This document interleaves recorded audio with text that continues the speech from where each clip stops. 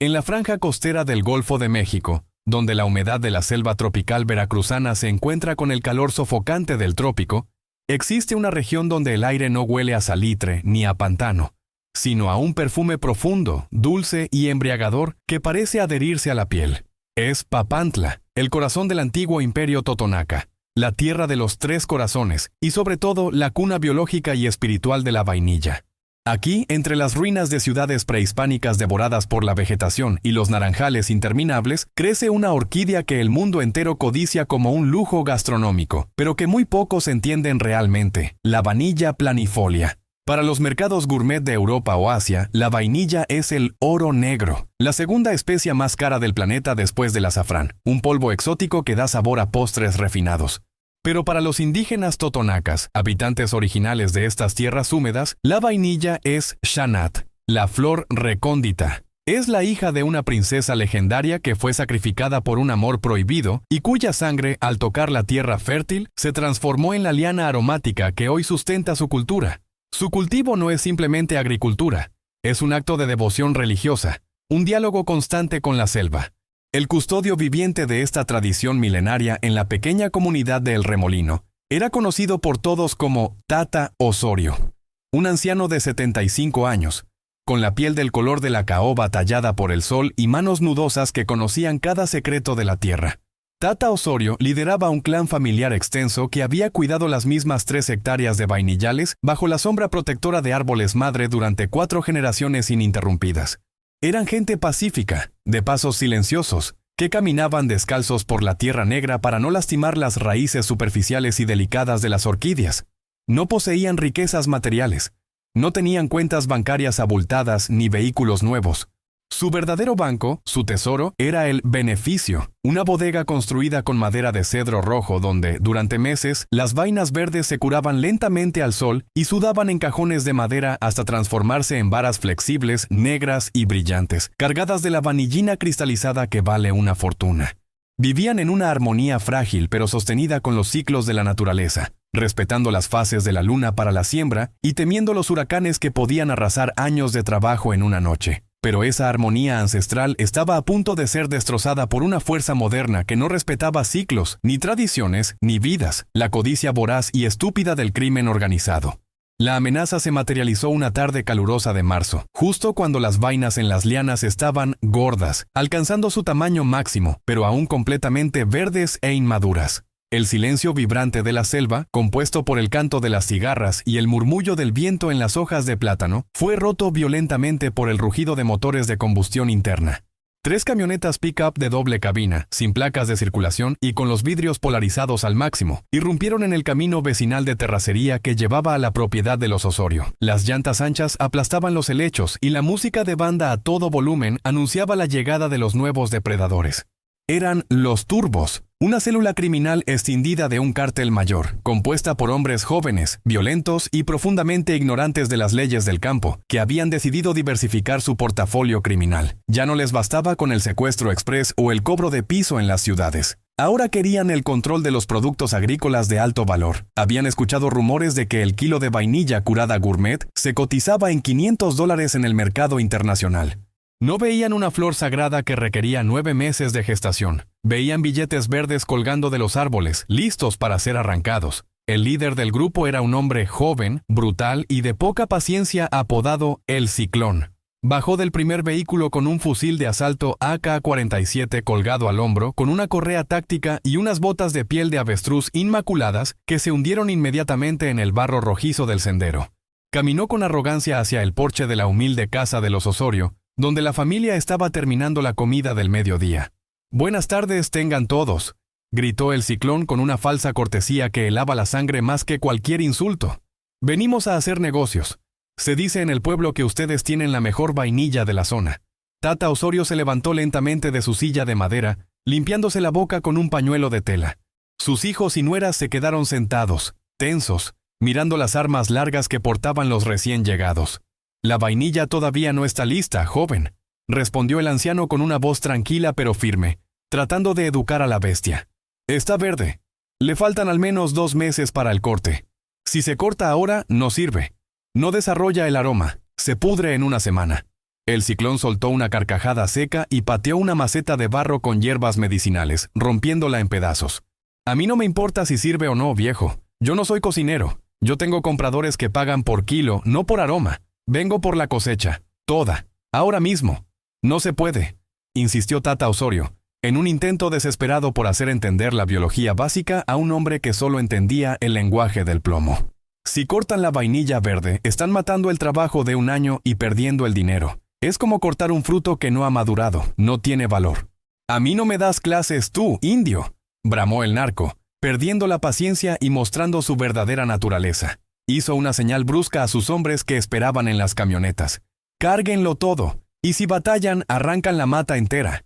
Los 13 sicarios descendieron, desenfundando machetes industriales y sacando costales de yute. Entraron al vainillal sagrado como una plaga de langostas metálicas. No sabían cortar. No buscaban con delicadeza el pedúnculo de la vaina.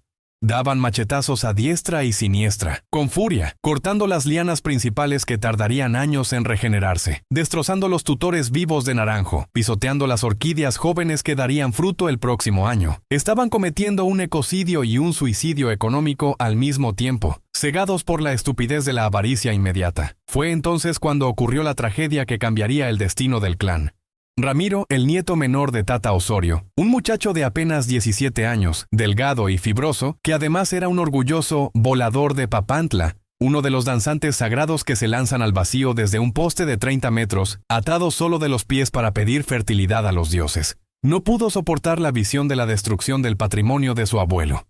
Ramiro corrió desde la casa hacia el vainillal, armado únicamente con una coa, una herramienta pequeña y curva utilizada para limpiar maleza sin dañar el cultivo. ¡Déjenlas!, gritó el muchacho con la voz quebrada por la impotencia, enfrentando a uno de los ladrones que estaba arrancando de raíz una liana madre de 10 años. ¡Son sagradas! ¡Están matando a la Shanat! El ciclón, que supervisaba el saqueo desde el borde del camino fumando un cigarro, ni siquiera parpadeó. Con una frialdad mecánica, levantó su pistola calibre 9 milímetros y disparó 3 veces en rápida sucesión. ¡Bang! ¡Bang! ¡Bang! Los sonidos secos y percutantes hicieron callar instantáneamente a los pájaros de la selva. Ramiro cayó de espaldas sobre las hojas húmedas y oscuras del suelo, con el pecho perforado por 3 impactos precisos. Su sangre, roja, joven y brillante, comenzó a brotar a borbotones, mezclándose con la savia verde y lechosa de las plantas cortadas, creando un olor metálico y acre que rompió para siempre el perfume dulce del ambiente. Las mujeres de la casa gritaron horrorizadas. Los hombres de la familia Osorio intentaron levantarse para defender al caído, pero fueron encañonados inmediatamente por los fusiles de asalto de los otros sicarios. «¡Quietos todos o los mato aquí mismo!», amenazó el ciclón con el arma humeante en la mano. Caminó despacio hacia el cuerpo del muchacho danzante y lo miró con absoluto desprecio. Esto les pasa por avaros, por no querer cooperar con la empresa. Los ladrones terminaron de llenar 2 camionetas con vainilla verde, mal cortada, llena de tierra y hojas. Una carga inútil que, efectivamente, se enmohecería y pudriría en cuestión de días. Habían matado a un inocente y destruido el sustento de una familia por pura ignorancia y brutalidad. Antes de subirse a su vehículo para huir, el ciclón se acercó a Tata Osorio, quien se había arrastrado para sostener el cuerpo sin vida de su nieto en brazos, llorando en silencio. «Volveremos en diciembre», dijo el narco escupiendo al suelo cerca de los pies del anciano, «para la cosecha curada. Y más les vale que tengan el doble listas para exportar, para pagar la bala que gasté en este pendejo». Las camionetas aceleraron y se alejaron, dejando tras de sí una nube de humo tóxico de diésel y una familia destrozada en medio de su jardín profanado. Tata Osorio miró el rostro pálido de su nieto, el danzante que volaba para pedir lluvia y vida, ahora inerte en el barro. Cerró los ojos del muchacho con sus propios dedos manchados de tierra y sangre. El llanto de las mujeres llenaba el aire. Pero Tata Osorio ya no lloraba. Cuando levantó la vista hacia la selva mutilada, sus ojos, que normalmente reflejaban la paz del campo, estaban oscuros, vacíos de compasión, como 2 pozos de petróleo profundo. Se puso de pie con dificultad, manchado con la sangre de su propia sangre. Caminó con paso lento pero decidido hacia el pequeño cobertizo de herramientas. De ahí sacó su machete de trabajo personal. No era un arma de adorno, era una hoja de acero curva, desgastada por el uso, afilada diariamente con piedra de río hasta tener el filo de una navaja de rasurar, diseñada para cortar la vegetación más densa y dura de la selva con un solo golpe preciso. Ellos vinieron buscando vainilla, dijo el anciano al aire, con una voz que sonaba antigua y terrible, como ramas secas rompiéndose en una tormenta. Pero lo que se llevaron fue una vida. Rompieron el ciclo sagrado. Pasó el pulgar lentamente por el filo del machete, probando su capacidad de corte. La Shanat pide agua del cielo para vivir, sentenció el patriarca. Pero para descansar en paz después de tal ofensa, pide sangre. Ellos no saben cortar. Nosotros, los totonacas, les vamos a enseñar. Les vamos a enseñar la ley de la selva, que lo que se corta con maldad en esta tierra nunca vuelve a crecer. Para entender la violencia que estaba a punto de desatarse en el pequeño poblado de El Remolino, primero es necesario comprender el escenario físico y espiritual donde se desarrollaría la tragedia, porque en la región del Totonacapan, el paisaje no es un fondo pasivo, es un protagonista vivo, hambriento y exigente. La selva de Papantla no es el paraíso turístico de playas de arena blanca que muchos imaginan al pensar en Veracruz. Es un ecosistema de una densidad sofocante, un laberinto vertical de verdes infinitos, donde la humedad relativa alcanza el 90% antes del amanecer, y donde el calor, pesado y pegajoso, se adhiere a la piel como una segunda capa de ropa. Es una tierra fértil, obscenamente fértil, donde si clavas una estaca de madera muerta en el suelo, a la semana siguiente le han brotado hojas, pero esa misma vitalidad esconde peligros antiguos. Es el hogar de la nauyaca, la serpiente cuatro narices, cuyo veneno pudre la carne en horas. Es el dominio de las hormigas guerreras y de los árboles de mala mujer, que queman la piel con solo rozarlos. Para el forastero, para el hombre de ciudad o para el criminal acostumbrado al asfalto y al aire acondicionado de sus camionetas blindadas, la selva es un infierno verde, un caos visual donde es imposible orientarse sin un guía. Pero para el clan de los Osorio, esa selva era su casa, su templo, y muy pronto sería su fortaleza y su arma. El corazón de este escenario era el vainillal. A diferencia de los campos de maíz o de caña de azúcar, que se extienden en líneas rectas y monótonas bajo el sol directo, el cultivo de la vainilla es un jardín de sombras. La orquídea Shanat es una criatura del sotobosque. Necesita la protección de árboles tutores, generalmente naranjos, cedros o pichocos, para trepar y resguardarse de la luz solar directa que quemaría sus hojas carnosas. Entrar en el vainillal de los Osorio era como entrar en una catedral gótica construida con vegetación. La luz se filtraba en rayos tenues a través de las copas de los árboles, creando un ambiente de penumbra constante, fresco y silencioso. El suelo estaba cubierto por una capa gruesa de mulch, materia orgánica en descomposición que alimentaba las raíces aéreas de las orquídeas y que amortiguaba cualquier paso. En este mundo de sombras, el sonido viaja de manera diferente. Un crujido de una rama seca se escucha a 50 metros y el canto de un pájaro puede revelar la posición de un intruso mucho antes de que sea visto. La verdadera tragedia del robo perpetrado por los turbos y la muerte del joven Ramiro radicaba en la incomprensión absoluta del tiempo y el esfuerzo que requiere la vainilla. Los ladrones veían el producto final, el dinero. No veían el milagro biológico que estaban destruyendo. La vainilla es, quizás, el cultivo más laborioso del planeta. En su estado natural, la orquídea es polinizada por una abeja específica, la abeja melipona, y en ocasiones por colibríes. Pero la melipona es escasa y caprichosa. Para lograr una cosecha comercial viable, el hombre debe intervenir y sustituir a la naturaleza.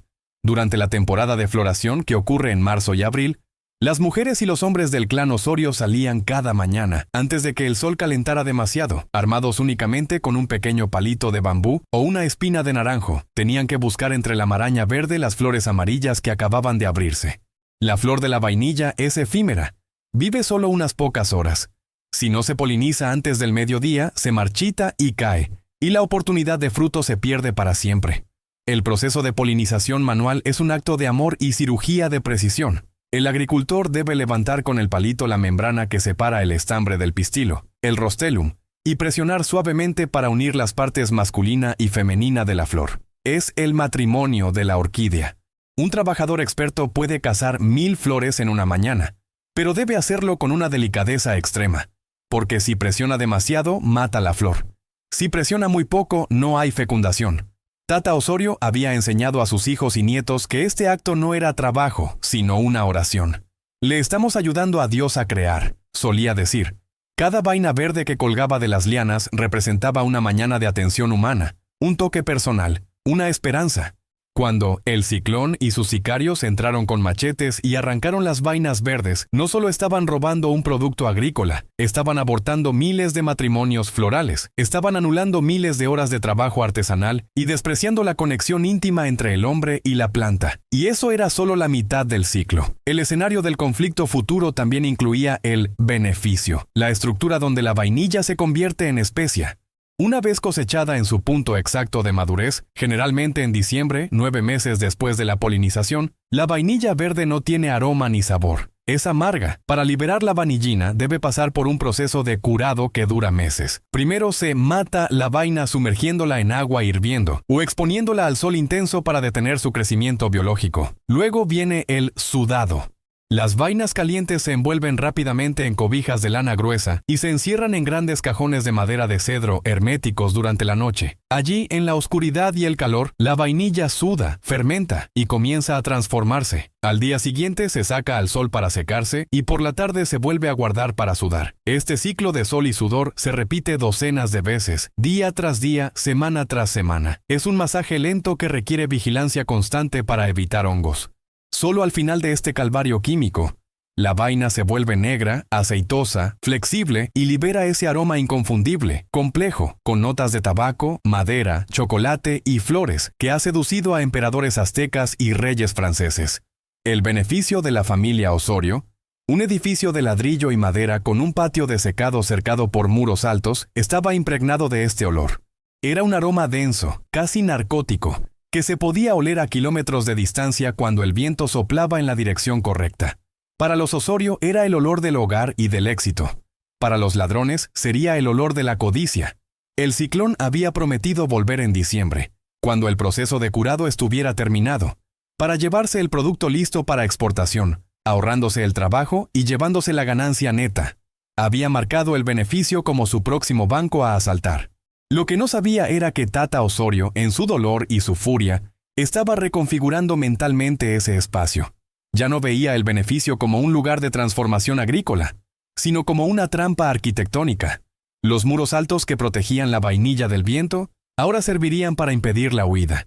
Los hornos de secado, usados en días nublados, podrían tener otros usos. Los cajones de madera donde sudaba la vainilla eran del tamaño perfecto para contener otras cosas. El contraste entre las dos fuerzas en colisión no podía ser más marcado. Por un lado, los turbos, representantes de la cultura de la inmediatez, de la violencia rápida, del quiero todo y lo quiero ya. Su tecnología eran las armas automáticas, las camionetas 4x4, los teléfonos satelitales. Su conocimiento del terreno se limitaba a lo que veían en Google Maps. Creían que el poder residía en la capacidad de fuego y en la intimidación. Ignoraban que la selva interfiere con las señales de celular, que el barro chupa las botas militares, y que en la densidad del follaje, un fusil de asalto largo es un estorbo que se engancha en las ramas, mientras que un machete corto es una extensión fluida del brazo. Por otro lado, el clan Osorio representaba la cultura de la paciencia, de la observación, del tiempo circular. Su tecnología era el conocimiento ancestral, saber qué plantas curan y cuáles matan, saber leer las nubes, saber caminar sin romper una hoja seca. Tata Osorio conocía cada barranco, cada cueva oculta tras las cascadas, cada sendero de animales que cruzaba su propiedad. Sabía que durante la noche la selva cambia, los sonidos se magnifican, las sombras cobran vida. Sabía que el miedo es más contagioso en la oscuridad que en la luz. Tras el entierro de Ramiro, que se llevó a cabo en el cementerio local bajo una lluvia torrencial que parecía lavar la sangre pero no la memoria, el ambiente en la casa de los Osorio cambió radicalmente. El duelo ruidoso de las primeras horas dio paso a un silencio operativo, frío y metálico. Las mujeres dejaron de llorar y empezaron a afilar. En la cocina, donde normalmente se preparaban tamales y mole, se empezaron a limpiar los machetes viejos, aquellos que tenían el acero más duro, templado por años de uso. Los hombres jóvenes, primos y hermanos de Ramiro, dejaron de lado sus ropas de fútbol y sus gorras de béisbol modernas para vestir la ropa de trabajo de campo, camisas de manga larga de algodón grueso para protegerse de los insectos y las espinas, pantalones de mezclilla desgastados y botas de hule. Tata Osorio reunió a la familia en el patio central, bajo el gran árbol de zapote. No hubo discursos motivacionales. Solo hubo instrucciones tácticas basadas en la geografía de su tierra. Ellos tienen el camino, dijo el abuelo, dibujando un mapa en la tierra con la punta de su machete. El camino ancho es para sus camionetas. Ese es su poder. Si nos enfrentamos a ellos en el camino, nos matan. Tienen armas de lejos. Hizo una pausa y señaló hacia la espesura verde que rodeaba la casa y el beneficio. Pero la selva es nuestra. En lo cerrado, el arma larga no sirve. En lo oscuro, los ojos de ciudad no ven. Ellos van a venir al beneficio porque ahí está el olor. El olor los va a llamar como la miel a las moscas. Tata Osorio trazó un círculo alrededor del edificio de Curado. Vamos a dejar que entren, vamos a abrirles la puerta. El beneficio será la jaula, y una vez adentro cerraremos el candado. El escenario se estaba convirtiendo en un personaje activo. La humedad de la selva jugaría a su favor. Haría que los sicarios sudaran, se deshidrataran, se desesperaran por la incomodidad física de la ropa pegada al cuerpo y los insectos picando sin cesar. El olor de la vainilla, concentrado en el almacén, serviría para enmascarar cualquier otro olor. El del miedo, el de la emboscada, el de la muerte inminente. La comunidad de El Remolino, aunque aterrorizada por la presencia del cártel, guardó silencio. Era un pacto tácito de solidaridad. Nadie vio nada. Nadie escuchó nada. Si la policía preguntaba, todo estaba tranquilo. Sabían que los Osorio estaban planeando algo. Pero en Papantla, cuando una familia totonaca decide lavar su honor, el resto del mundo respeta y se aparta. La desconfianza en las autoridades era total. Días después del asesinato de Ramiro, Tata Osorio había ido a la Fiscalía Regional en Poza Rica para poner la denuncia. El fiscal, un hombre gordo que olía a loción cara y corrupción, ni siquiera levantó la vista del expediente. Fue un enfrentamiento entre particulares. Había dicho, seguro su nieto andaba en malos pasos. Mejor entiérrelo y no busque problemas. Esa respuesta había cerrado la última puerta de la civilización. La ley del hombre mestizo había fallado. Ahora solo quedaba la ley del monte. Mientras pasaban los meses y las vainas supervivientes maduraban en las lianas ocultas, el escenario se fue fortificando invisiblemente. Los Osorio cavaron zanjas de drenaje que en realidad eran trampas para vehículos. Reforzaron las puertas del beneficio con barras de acero disimuladas bajo la madera. Acumularon leña. Y lo más inquietante, comenzaron a recolectar savia de árboles tóxicos y nidos de avispas ahorcadoras. No iban a pelear una guerra de balas, iban a pelear una guerra biológica y psicológica. El escenario estaba listo. La selva húmeda, con su ciclo eterno de vida y muerte, pudrición y renacimiento, esperaba pacientemente el retorno de los intrusos. La vainilla curada, negra y brillante, descansaba en sus cajones, emanando su perfume seductor, actuando como el cebo perfecto en una trampa mortal diseñada no por ingenieros militares, sino por agricultores que habían entendido que, a veces, para proteger la flor, hay que convertirse en la espina. El aroma de la muerte se mezclaba ahora indisolublemente con el aroma de la vainilla, creando una atmósfera densa donde el destino de 13 hombres ya estaba escrito en la savia de las orquídeas. La lluvia que cayó durante el entierro de Ramiro no lavó la sangre de la tierra. Simplemente la empujó más profundo, hasta las raíces mismas de los naranjos y las orquídeas, alimentando una amargura que crecía tan rápido como la vegetación de la selva. 3 días después de que la tierra húmeda cubriera el ataúd de madera de pino barato donde descansaba el joven volador, Tata Osorio tomó la decisión de seguir el protocolo de la gente de razón. El camino de la ley escrita. Aunque en el fondo de su corazón indígena sabía que era un camino que conducía a ninguna parte. Se vistió con su mejor guayabera blanca, almidonada y planchada con esmero por su nuera. Se puso su sombrero de palma fina y sus guaraches de gala. No llevó machete. Llevó papeles. Las escrituras de la tierra, que databan de la reforma agraria de los años 30, viejas y amarillentas, y el acta de defunción de su nieto, un papel oficial con sellos azules que reducía 17 años de vida y sueños a una causa clínica. Choque hipovolémico por herida de proyectil de arma de fuego.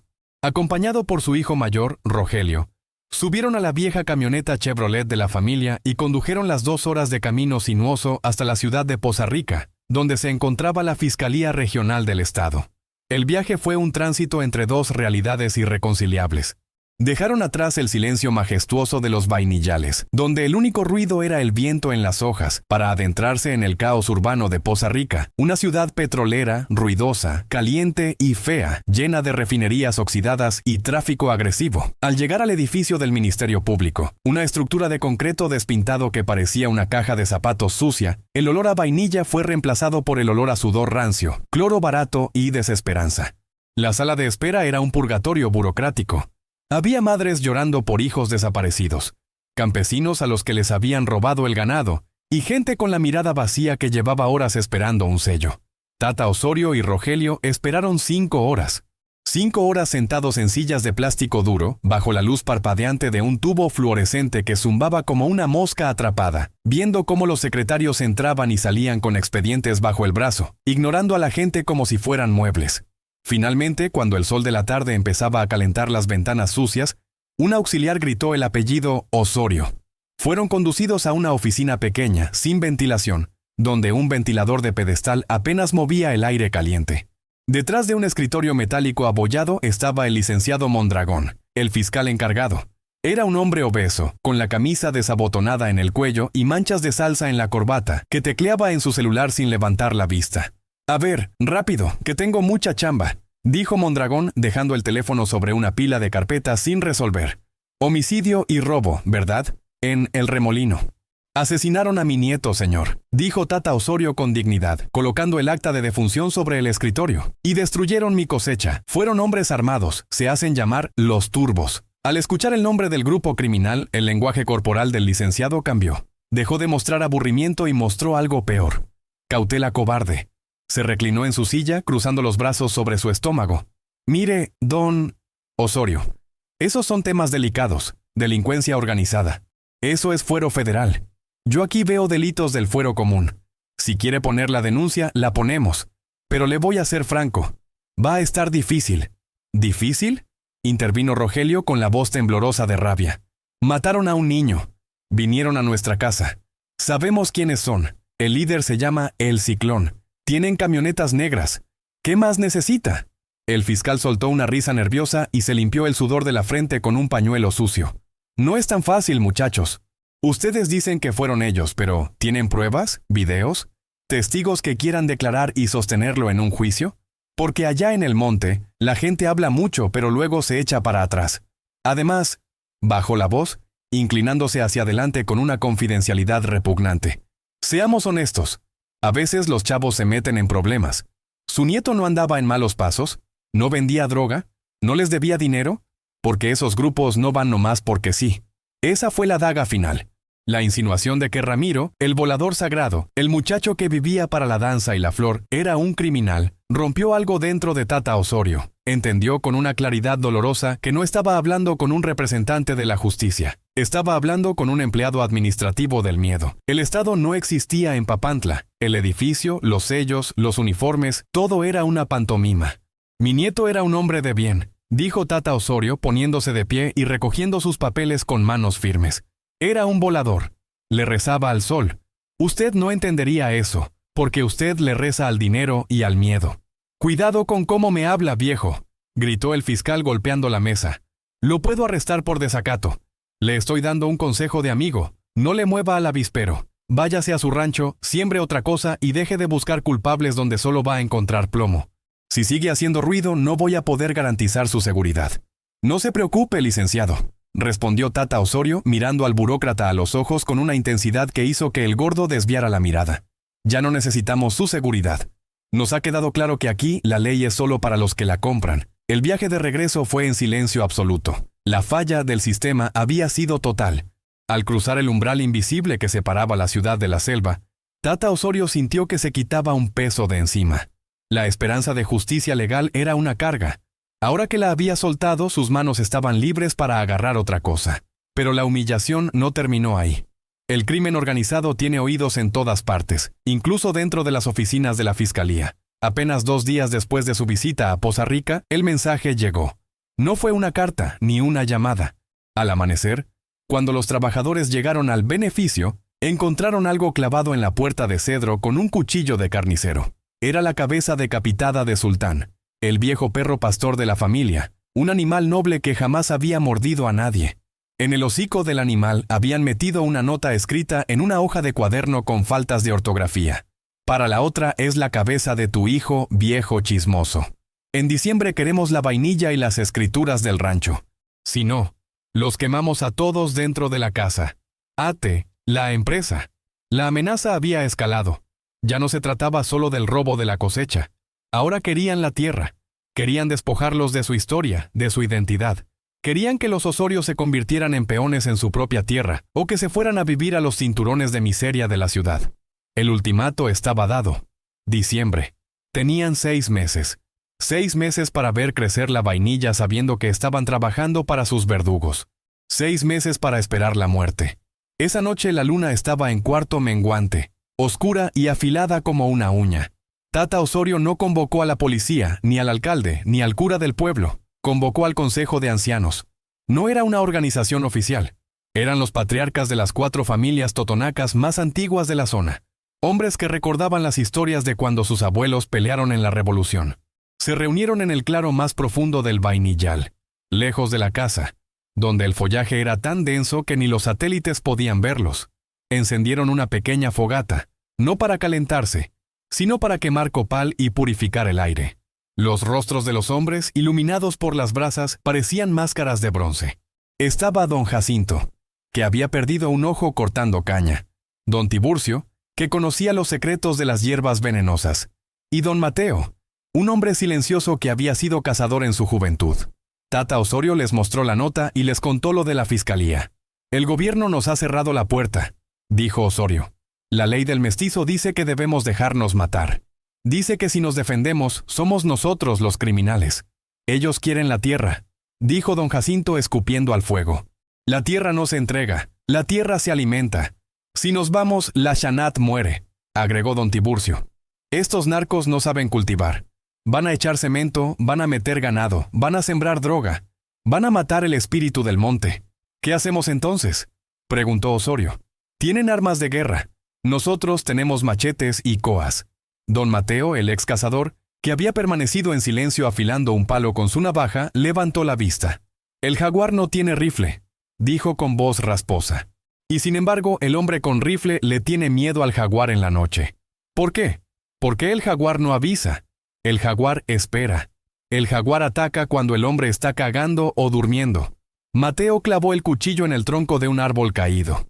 Ellos volverán en diciembre por la vainilla curada. Vendrán confiados. Creerán que estamos asustados, que somos viejos y débiles. Esa es nuestra ventaja. Su arrogancia es su cuello desnudo.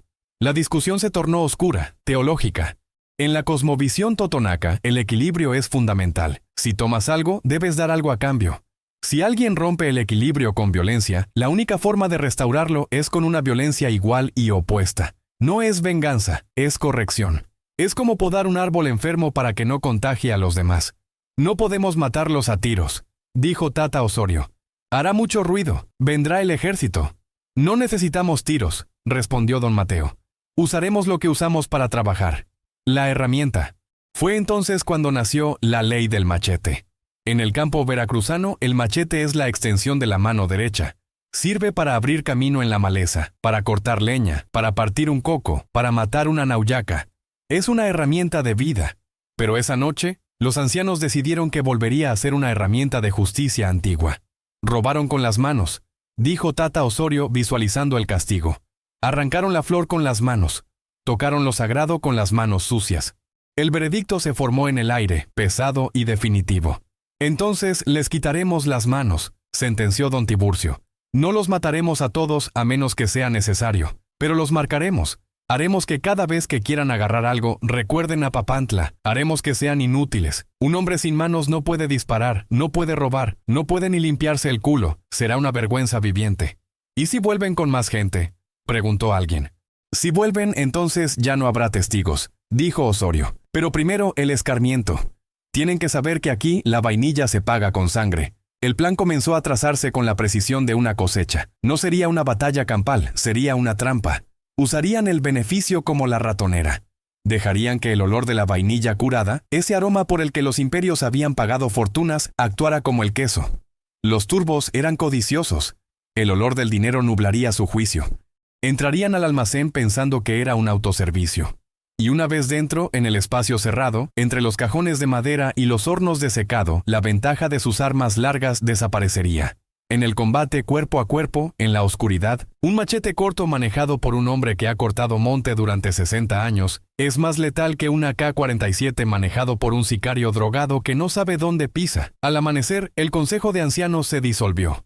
No firmaron ningún papel. No hubo actas. El pacto estaba sellado con la palabra y el humo del copal. Tata Osorio regresó a su casa. Miró a sus hijos y a sus trabajadores, que esperaban noticias. ¿Qué dijo el fiscal, papá?, preguntó Rogelio, aunque ya intuía la respuesta. Tata Osorio fue al cobertizo, tomó su machete y comenzó a pasarlo por la piedra de afilar. El sonido rítmico, shh, shh, shh, shh, llenó el silencio de la mañana. El fiscal dijo que es un asunto entre particulares, dijo el anciano sin dejar de afilar, viendo cómo el borde del acero brillaba con una luz peligrosa. Dijo que nos arreglemos nosotros. Osorio probó el filo con la uña de su pulgar. Se atoró, señal de que estaba listo para cortar hueso. Así que eso vamos a hacer. Vamos a arreglarlo. Preparen los hornos, preparen las cuerdas, y que las mujeres y los niños se vayan preparando para subir al monte en diciembre. Porque cuando bajen esos hombres, la tierra va a beber. La falla de la justicia humana había abierto la puerta a la justicia natural. El Estado, con su sordera y su corrupción, había dejado huérfanos a los Osorio, y un huérfano tiene que aprender a defenderse solo. La decisión estaba tomada. Ya no eran víctimas esperando ser sacrificadas. Ahora eran los sacerdotes de un ritual sangriento que se estaba gestando. Durante los siguientes meses, mientras la vainilla maduraba en las sombras, los hombres del remolino también cambiaron. Sus miradas se volvieron duras, sus conversaciones se volvieron breves, y cada noche, el sonido de las piedras de afilar raspando contra el metal se convirtió en la música de fondo de la comunidad. Un presagio sibilante de la carnicería que se avecinaba. La ley del machete había sido promulgada, y su única sentencia era el corte irrevocable. Diciembre llegó a Papantla no con nieve, sino con una niebla baja y húmeda que bajaba de la Sierra Madre Oriental y se enredaba entre los naranjos y los cedros. Era la temporada de la cosecha final, el momento en que las vainas de chanat alcanzan su punto máximo de maduración y aroma. Pero en la propiedad de la familia Osorio, no había alegría por el fruto obtenido. Había una actividad silenciosa y febril que nada tenía que ver con la agricultura y todo que ver con la supervivencia. El plazo de 6 meses dado por los turbos se había cumplido. Tata Osorio, el patriarca, sabía que los criminales no faltarían a su cita. La codicia es el reloj más puntual del mundo. Sin embargo, lo que el ciclón y sus hombres encontrarían no sería una familia de campesinos sumisos temblando de miedo, sino una escenografía de teatro macabro diseñada con la precisión de un relojero. El centro neurálgico de la defensa era el Beneficio, el gran almacén de curado construido con madera de cedro rojo y ladrillo. Normalmente, este lugar es un santuario de paz, donde las vainas reposan en cajones de madera envueltas en cobijas de lana para sudar y fermentar. Pero esa semana, el Beneficio se transformó en una fortaleza pasiva. Tata Osorio ordenó primero la evacuación de los inocentes. Las mujeres, los niños y los ancianos más débiles fueron llevados al Monte Alto, a una serie de cuevas naturales ocultas tras una cortina de helechos gigantes, conocidas solo por los cazadores locales. Llevaban provisiones para 3 días y la orden estricta de no hacer fuego. Si escuchan disparos, no bajen, les dijo Osorio a sus nueras. Si escuchan gritos, tampoco. Solo bajen cuando escuchen el sonido del caracol. Con la retaguardia asegurada, los hombres se concentraron en la trampa. Eran 15. Los 3 hijos de Osorio, sus sobrinos y un grupo de trabajadores leales que habían visto crecer a Ramiro y que compartían la sed de sangre. No eran soldados, eran cortadores de vainilla. Sus manos eran fuertes, callosas, acostumbradas a manipular herramientas de filo durante 12 horas al día. La trampa aromática se basaba en la biología de la codicia. Tata Osorio sabía que los narcos vendrían por la vainilla ya curada, la que vale oro. Así que preparó el escenario para facilitarles la entrada, pero negarles la salida. En el centro del almacén, sobre las mesas de clasificación, colocaron montones de vainilla de baja calidad, mezclada con algunas vainas gourmet para que brillaran a la luz de las linternas. Era el cebo, pero el verdadero secreto estaba en el aire. Osorio ordenó abrir parcialmente los cajones de sudado, grandes arcones de madera donde se almacenaban toneladas de vainilla en proceso de fermentación. El aroma que salió de ahí era denso, pesado, casi masticable, una concentración brutal de vanillina, alcoholes naturales y compuestos fenólicos que saturaba el olfato. «Que huela», dijo Osorio. «Que se emborrachen con el olor. El perfume tapará nuestro sudor. Tapará el olor del hierro». El aroma era tan fuerte que mareaba. Serviría para 2 propósitos: excitar la codicia de los ladrones, confirmándoles que el botín estaba ahí, y enmascarar la presencia de los 15 hombres armados con machetes que se ocultarían en las vigas del techo y en los espacios oscuros entre los cajones y las paredes. La preparación de las armas fue un ritual en sí mismo. No usaron armas de fuego. Un disparo en la noche delata la posición y errar es fácil en la oscuridad. El machete, en cambio, es silencioso y tiene un arco de destrucción amplio. Don Tiburcio, el experto en herbolaria, trajo una pasta verde y viscosa en un cuenco de barro. Era savia de Gnidoscolus urens, la temida mala mujer, una planta urticante cuyo contacto causa un dolor urente, inflamación inmediata y fiebre. Unten las hojas, instruyó Tiburcio. Pero con cuidado, no se toquen la cara. Los hombres cubrieron el acero de sus machetes con la resina tóxica. No necesitaban matar con el veneno. El dolor del primer corte sería tan intenso que incapacitaría al enemigo por el shock, dejándolo vulnerable para el remate. Además de los machetes, prepararon las puertas. El beneficio tenía un portón principal de doble hoja, pesado, hecho de madera dura. Rogelio, el hijo mayor, manipuló las bisagras y el cerrojo. Le ataron una cuerda de ixtle resistente que corría por el techo hasta la posición donde él estaría escondido. Un solo tirón fuerte y la puerta se cerraría de golpe, activando una tranca de gravedad que caería por dentro. Una vez cerrada, convertiría el almacén en una caja de resonancia para los gritos. La noche del 12 de diciembre, día de la Virgen de Guadalupe. La selva estaba inusualmente callada. No había luna. La oscuridad era sólida. Los 15 hombres de Osorio tomaron sus posiciones dentro del beneficio a las 6 de la tarde. Se frotaron el cuerpo con barro y jugo de naranja agria para neutralizar su olor corporal y evitar que los mosquitos los picaran. Se volvieron estatuas. Tata Osorio se colocó al fondo, detrás de una pila de costales, sentado en una silla, con su machete curvo sobre las rodillas. Él sería el cebo vivo. La espera fue larga. El calor dentro del almacén, aumentado por la fermentación de la vainilla, era sofocante. El sudor corría por sus espaldas, pero nadie se movía. Respiraban superficialmente, inhalando el perfume dulce y empalagoso que prometía riqueza y muerte a partes iguales. A las 11 de la noche, el sonido llegó. Primero fue el zumbido lejano de motores potentes. Luego, el crujido de llantas sobre la grava del camino de entrada. Luces blancas, potentes y arrogantes, barrieron la fachada de la casa vacía y luego se centraron en el beneficio. Eran ellos, los turbos. Las camionetas se detuvieron frente al almacén.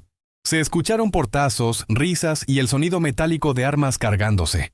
«¡Ya llegamos, viejo!», gritó la voz inconfundible de El Ciclón. «Espero que tengas mi dinero listo». No hubo respuesta desde el interior. Solo el silencio y el aroma embriagador que escapaba por las rendijas de la madera. «Huele a dinero, jefe», dijo uno de los sicarios. «Huele a gloria». «Entren», ordenó el Ciclón. «Carguen todo. Si ven al viejo, tráiganlo. Quiero que vea cómo nos llevamos su vida». La puerta del beneficio fue abierta de una patada. 13 hombres entraron. Iban confiados. Sus linternas tácticas cortaban la oscuridad, iluminando el polvo y las partículas de aroma suspendidas en el aire. Vieron las mesas llenas de vainilla. Vieron los cajones. Sus ojos brillaron. «¡Miren esto!», exclamó uno, hundiendo las manos en un montón de vainas negras. «¡Somos ricos!». Entraron todos, empujándose, dejando las armas largas colgadas a la espalda, para poder usar las manos y llenar los costales que traían. La codicia los hizo olvidar la regla básica de seguridad: asegurar el perímetro. El olor dulce les había nublado el instinto. Avanzaron hasta el centro del almacén, alejándose de la entrada. Fue entonces cuando vieron a Tata Osorio. El anciano estaba sentado al fondo, iluminado tenuemente por un rayo de luna que entraba por una claraboya alta. No parecía asustado, parecía un juez. «Buenas noches», dijo Osorio con voz tranquila. «Llegan tarde a la cosecha». «Viejo estúpido», se rió el Ciclón caminando hacia él. «Te dije que tendrías problemas. Ahora vas a...». «Clac, boom». El sonido a sus espaldas lo interrumpió. El portón principal se cerró con una violencia que hizo temblar el suelo. La tranca de gravedad cayó en su lugar con un sonido seco y definitivo de madera contra madera. La luz de la luna se cortó. El almacén quedó en una penumbra casi total, solo rota por los haces desordenados de las linternas de los narcos que se giraron, asustados. «¿Qué fue eso?», gritó uno. «Abran la puerta». «Nadie sale», dijo la voz de Tata Osorio desde la oscuridad, que ahora parecía venir de todas partes. «Ustedes querían vainilla. Ahora son parte de la vainilla». Antes de que los sicarios pudieran descolgar sus rifles, un sonido sibilante llenó el aire. «Shh, whip». Era el sonido de 15 machetes saliendo de sus fundas al mismo tiempo, rozando el cuero. Desde las vigas, desde detrás de los cajones, desde las sombras mismas, los fantasmas totonacas se materializaron. No gritaron, no había gritos de guerra. Solo había respiración contenida y la intención letal de hombres que defienden su tierra. La trampa aromática se había cerrado. El aire dulce se volvió irrespirable. Los 13 ladrones estaban encerrados en una caja de madera con 15 tigres que conocían cada centímetro del suelo en la oscuridad. El tiempo de hablar había terminado. Comenzaba el tiempo del corte. El sonido del cerrojo cayendo en su lugar. Fue el disparo de salida para una carnicería que desafiaba toda lógica moderna de combate. En el instante en que las puertas del beneficio se sellaron, bloqueando la luz de la luna y atrapando el aire denso y perfumado en el interior, la psicología de los 13 invasores se quebró. Eran hombres acostumbrados a la intimidación a plena luz del día, o a las ráfagas de ametralladora desde la seguridad de una camioneta en movimiento. No estaban preparados para el combate cuerpo a cuerpo en una oscuridad claustrofóbica, donde el enemigo no era un soldado uniformado, sino una sombra que conocía cada astilla del suelo de madera. El olor a vainilla fermentada, que segundos antes prometía riqueza, se convirtió instantáneamente en un gas asfixiante. Una dulzura empalagosa que llenaba los pulmones y nublaba los sentidos, ocultando el olor del miedo que comenzaba a emanar de los poros de los sicarios.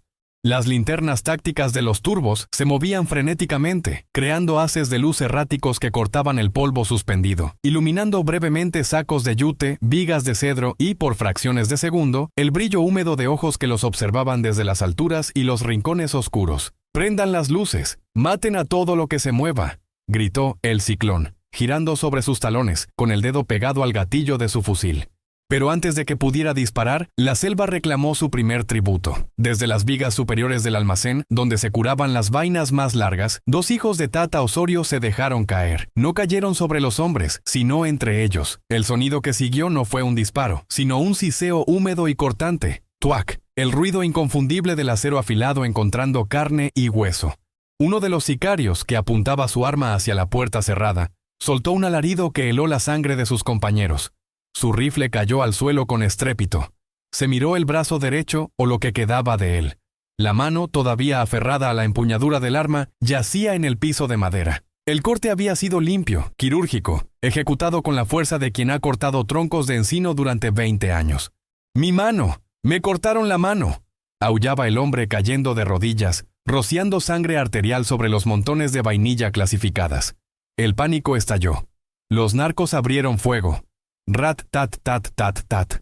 Las bocas de fuego de los AK-47 iluminaron el almacén con destellos estroboscópicos cegadores. Pero disparar un fusil de alto calibre en un espacio cerrado de madera es un suicidio táctico. El ruido fue ensordecedor, reventando los tímpanos de todos los presentes. Las balas supersónicas, diseñadas para el campo abierto, atravesaban las paredes de madera sin encontrar blancos humanos, o peor aún, rebotaban en los herrajes de acero de los hornos de secado, convirtiéndose en abejorros de plomo letales que zumbaban aleatoriamente por la habitación. Los fogonazos cegaron a los propios tiradores, dejándolos con manchas púrpuras en la visión, incapaces de ver lo que tenían delante. Los totonacas, en cambio, no necesitaban ver, sentían. Se movían agachados por debajo de la línea de fuego, guiados por la memoria muscular y por la respiración agitada de sus enemigos. Aprovecharon el caos de los disparos para acercarse. Rogelio Osorio, armado con su machete untado en savia de mala mujer, se deslizó detrás de un sicario que intentaba recargar su arma. No buscó el cuello, buscó los tendones. Con un movimiento de barrido horizontal a la altura de los tobillos, la hoja curva cercenó el tendón de Aquiles del invasor. El hombre colapsó como un edificio demolido, gritando no solo por el corte, sino por el fuego líquido que la savia tóxica inyectaba en su sistema nervioso. El veneno de la planta urticante actuaba rápido. La herida ardía como si le hubieran vertido ácido sulfúrico. La batalla se degradó rápidamente a una pesadilla primitiva. Ya no había formación, ni órdenes, ni estrategia. Era una cacería de ratas en una caja de zapatos. Los sicarios, aterrorizados por los gritos de sus compañeros mutilados y por el dolor incomprensible que causaban las armas envenenadas, empezaron a dispararse entre ellos en la confusión. ¡Ahí está! ¡Ahí está!, gritaba uno, disparando a una sombra que resultó ser un costal de vainilla. Los guerreros totonacas eran implacables. No buscaban matar rápidamente, buscaban inutilizar. La ley del machete se aplicaba con rigor bíblico. ¡Sas! Una muñeca cortada. ¡Sas! Un pie separado del tobillo. ¡Sas! Un machetazo plano en la cara que rompía la nariz y cegaba con la savia tóxica. El suelo del beneficio se volvió resbaladizo. La sangre se mezclaba con la vainilla esparcida y pisoteada, creando una pasta negra y roja que hacía difícil mantenerse en pie. El aroma dulce se volvió nauseabundo. Corrompido por el olor metálico y ferroso de la hemorragia masiva, y el olor acre de los esfínteres que se relajaban por el terror. El Ciclón, viendo cómo su escuadrón de élite era desmembrado por granjeros invisibles, intentó refugiarse detrás de los hornos de ladrillo. Su arrogancia se había evaporado, reemplazada por el instinto animal de supervivencia. Disparó su último cargador hacia el techo, tratando de asustar a los atacantes, pero solo consiguió que una lluvia de astillas y polvo le cayera en los ojos. «¡Salgan, cobardes!», gritó con la voz quebrada. «Enfréntense como hombres. Estamos aquí», susurró una voz a su derecha. El Ciclón giró intentando golpear con la culata de su rifle, pero golpeó el aire. Sintió un golpe seco en la muñeca izquierda, seguido de una insensibilidad fría y luego, un segundo después, el dolor más atroz que había sentido en su vida cuando la savia tocó las terminaciones nerviosas expuestas. Su mano izquierda colgaba de un hilo de piel. Soltó el rifle. Intentó sacar su pistola con la mano derecha, pero una bota de hule pesada le pisó el antebrazo, inmovilizándolo contra el suelo pegajoso. Al levantar la vista, entre lágrimas de dolor y moco, vio a Tata Osorio de pie sobre él. El anciano no parecía un monstruo. Parecía un abuelo cansado, con la camisa blanca salpicada de rojo, sosteniendo el machete hacia abajo, goteando. Detrás de él, el silencio empezaba a regresar al almacén, solo roto por los gemidos agónicos de los hombres que se arrastraban por el suelo, mirando sus extremidades separadas con incredulidad. «Te dije que volvieras en diciembre», dijo Tata Osorio con voz tranquila, casi triste. «Y cumpliste. Piedad, viejo. Te doy lo que quieras», lloró el Ciclón, el hombre que había matado a Ramiro sin pestañear. «Tengo dinero. Tengo oro. Tú no tienes nada», respondió Osorio. «Tus manos robaron. Tus manos mataron. Ahora tus manos se quedan aquí. Son el abono que la tierra pide». Con un movimiento rápido, Osorio terminó el trabajo en la muñeca izquierda y luego, con una precisión brutal, inutilizó la derecha. El Ciclón gritó hasta que se le acabó el aire, un sonido que rebotó en las paredes de cedro. Pero el castigo no había terminado. La muerte rápida hubiera sido un regalo. Osorio hizo una señal a sus hijos. «Levántenlo». 2 hombres sujetaron al líder narco, que sangraba profusamente y estaba entrando en shock. Lo arrastraron hacia uno de los grandes cajones de su dado, donde la vainilla de mejor calidad estaba fermentando. El aroma que salía de ahí era tan concentrado que quemaba las fosas nasales. Era puro alcohol etílico natural y compuestos volátiles. «Querías la esencia», dijo Tata Osorio tomando un puñado de vainas negras, aceitosas y húmedas. «Querías llevártela toda. Pues llévatela, respírala. Que sea lo último que entre en tu cuerpo sucio». Osorio obligó a El Ciclón a meter la cabeza dentro del cajón. Luego llenaron el espacio alrededor de su cara con más vainilla, enterrándolo en el oro negro. El anciano presionó la cabeza del narco hacia abajo, hacia el fondo del cajón donde se acumulaban los líquidos de la fermentación. El Ciclón intentaba respirar, pero solo inhalaba vapores densos, partículas aromáticas y la oscuridad absoluta.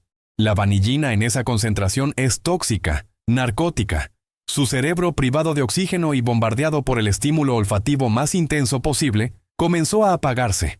No se ahogaba en agua, se ahogaba en perfume.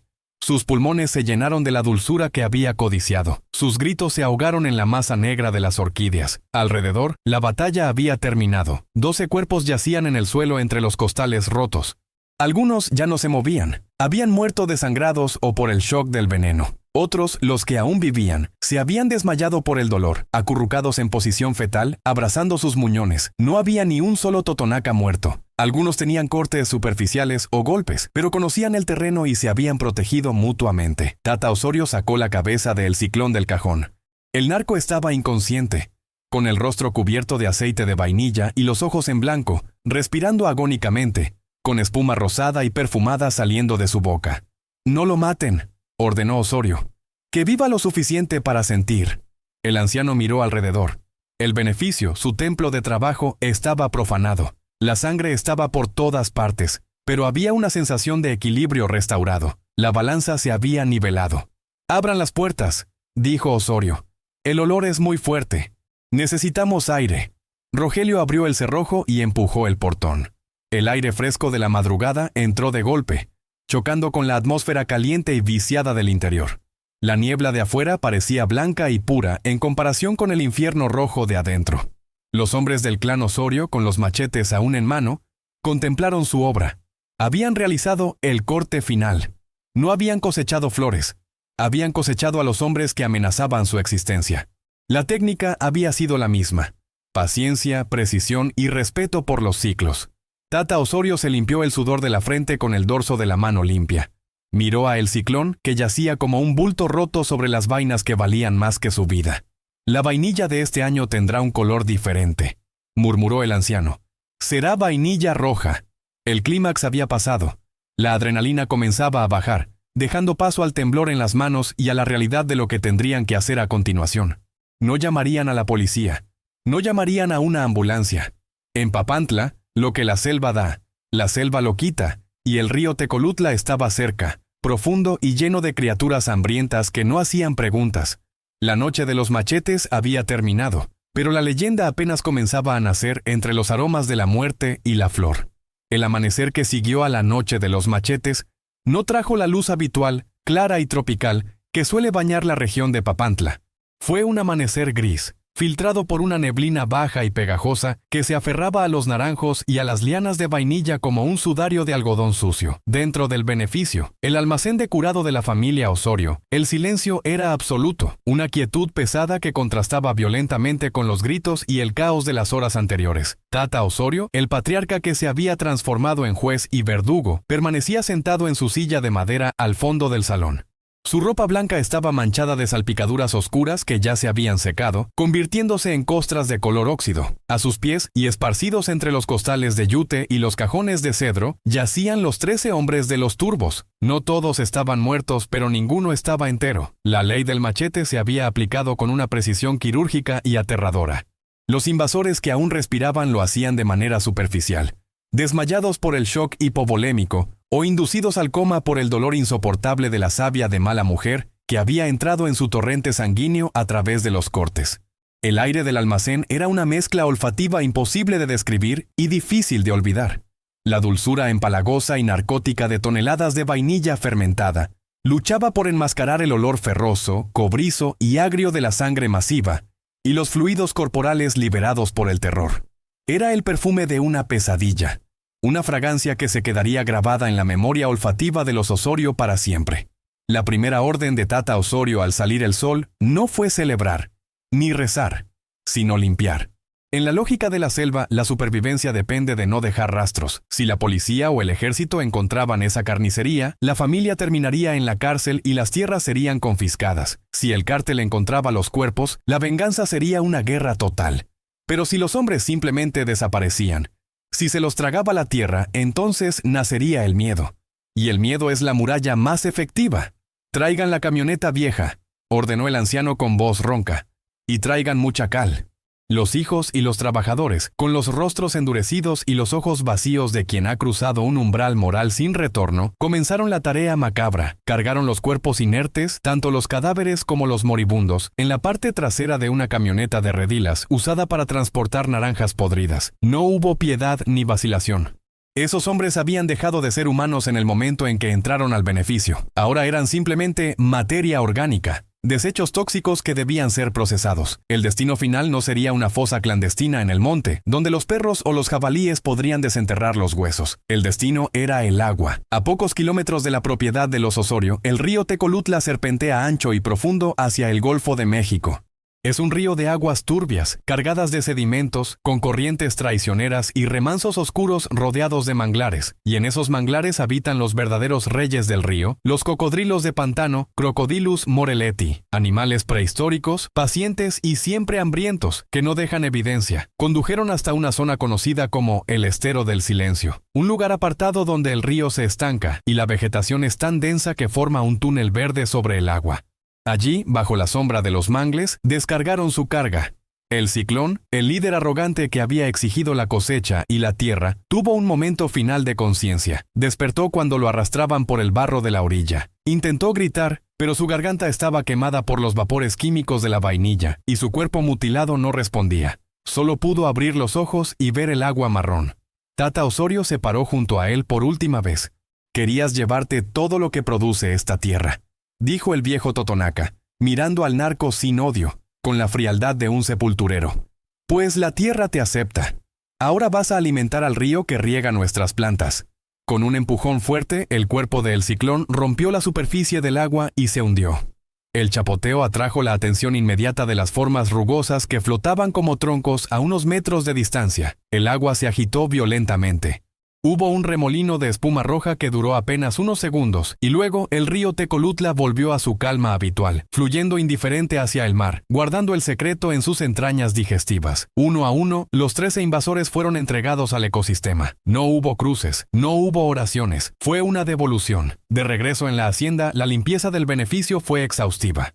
Las mujeres que habían bajado del monte tras escuchar el sonido del caracol entraron al almacén con cubetas de agua hirviendo, lejía y cepillos de cerdas duras. Tallaron el piso de madera hasta que sus manos sangraron, lavaron las paredes, quemaron los costales de yute manchados. La sangre se fue por los desagües, absorbida por la tierra negra que nutría a los naranjos. Para purificar el ambiente espiritual, Tata Osorio quemó copal blanco en las 4 esquinas del almacén y roció aguardiente de caña. Aquí no pasó nada, sentenció ante su familia reunida. Nadie vio nada, nadie escuchó nada. Si preguntan, los hombres nunca llegaron, y la comunidad de El Remolino cumplió el pacto. En los días siguientes, cuando los halcones del cártel empezaron a preguntar por el paradero de la célula de los turbos, se encontraron con un muro de silencio. Los taxistas no sabían nada, las vendedoras del mercado no habían visto nada, los niños jugaban en la calle y no miraban a los extraños. Era un silencio denso, amenazante. Los exploradores del cártel llegaron hasta la entrada de la propiedad de los Osorio. Vieron a Tata Osorio sentado en su porche, limpiando sus herramientas, con una tranquilidad que los desconcertó. No había miedo en la casa, no había señales de huida. Y lo más inquietante, no había rastro de las 3 camionetas blindadas, que habían sido desmanteladas pieza por pieza y enterradas en diferentes pozos. Sin cuerpos, sin vehículos y sin testigos, el cártel no pudo justificar una guerra. Además, comenzó a correr un rumor supersticioso entre los criminales de la región. Decían que en Papantla la tierra se traga a la gente mala. Decían que los brujos totonacas convertían a los sicarios en árboles. El miedo a lo desconocido, a esa selva que parecía mirar de vuelta, protegió a los Osorio mejor que cualquier policía. La zona se volvió caliente, no por la presencia militar, sino por la presencia de algo antiguo y peligroso que los narcos no entendían. Pero la consecuencia más tangible y extraña de aquella noche fue la cosecha misma. La vainilla que estaba curándose en los cajones durante la masacre, aquella que había absorbido los vapores del miedo y quizás microscópicamente las partículas de la violencia, terminó su proceso 2 meses después. Cuando Tata Osorio abrió los cajones para inspeccionar el producto final, notó algo inusual. Las vainas no eran del negro mate habitual. Tenían un brillo rojizo, un matiz granate profundo bajo la luz del sol, como si hubieran bebido algo más que agua y sol. ¿Y el aroma? El aroma era distinto. Era vainilla, sin duda, pero tenía una profundidad perturbadora, una nota ferrosa, casi animal, mezclada con la dulzura floral. Era un perfume embriagador, potente, que mareaba si se olía directamente. «Es vainilla roja», susurró una de las nueras persignándose. «Tiene la sangre». Tata Osorio no la tiró. La empacó al vacío y la vendió a un intermediario francés que buscaba exotismo extremo para una casa de perfumes en París y un restaurante con 3 estrellas Michelin en Tokio. Los compradores pagaron un precio récord, fascinados por la complejidad única y el terroir agresivo de esa cosecha específica. Nunca supieron que el ingrediente secreto de esa complejidad era la esencia de 13 criminales filtrada a través de la madera de cedro.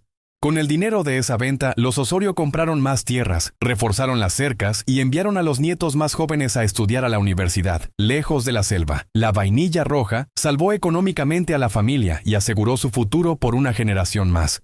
Tata Osorio vivió 10 años más después del incidente. Nunca volvió a ser el mismo hombre afable de antes. Se volvió taciturno, reservado. Pasaba las tardes sentado bajo el zapote, afilando su machete, mirando hacia el camino de entrada. Nunca permitió que la guardia bajara. Murió una tarde de abril, en paz, rodeado de sus hijos y del olor a flores nuevas. En su lecho de muerte no pidió perdón. Solo le dijo a su hijo Rogelio: «La flor es delicada, pero la raíz es dura. Nunca dejen que nadie toque la raíz». Hoy en día, la leyenda de la vainilla roja o vainilla de sangre se cuenta en susurros en las cantinas de Poza Rica y Papantla.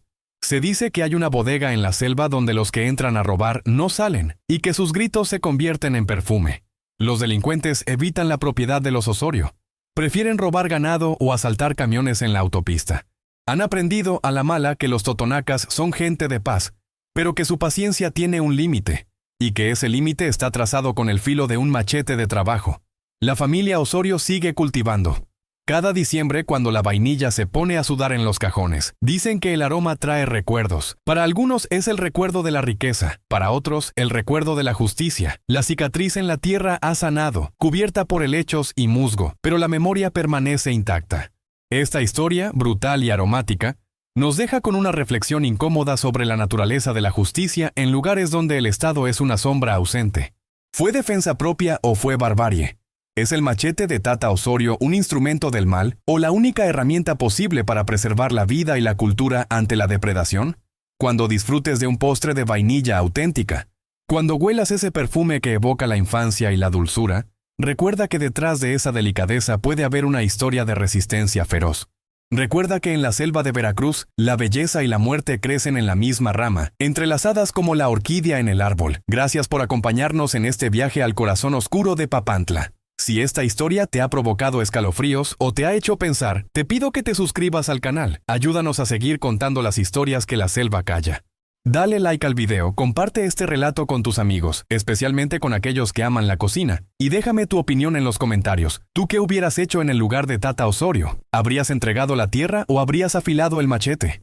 Nos vemos en el próximo video, donde seguiremos explorando los rincones donde la realidad supera a la ficción. Hasta la próxima, y cuidado con lo que cortas.